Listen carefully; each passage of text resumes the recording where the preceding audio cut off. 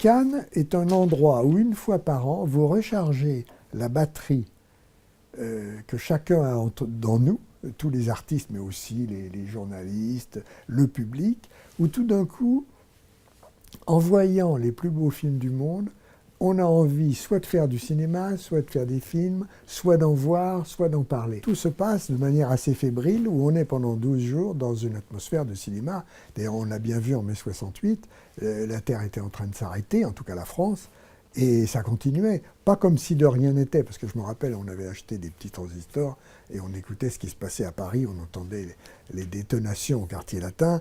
Ça allait très bien pour les films de guerre, moins bien pour les films d'amour. Les vedettes venaient du Carlton, elles allaient au palais, elles marchaient dans la rue, sans aucun problème. Les gens leur disaient bonjour, on les photographiait, mais il n'y avait aucune pression. Il n'y avait pas du tout d'anxiété. Les gens leur parlaient gentiment. Alors il y avait bien sûr les photographes, les paparazzi déjà, qui les traquaient un peu.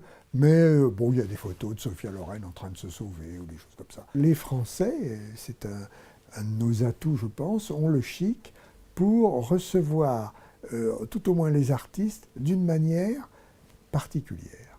Ils sont accueillis, on sent qu'ils sont aimés.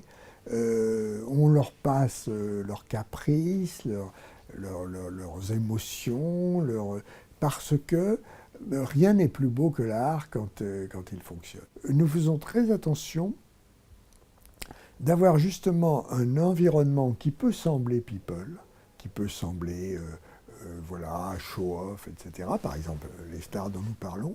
Mais nous avons remarqué que c'est justement grâce à ces locomotives qui attirent tous les médias du monde entier, que nous pouvons mettre des metteurs en scène très pointus. J'ai toujours dit que Sharon Stone facilitait l'avenue d'Olivera, oui, pour montrer des choses très opposées.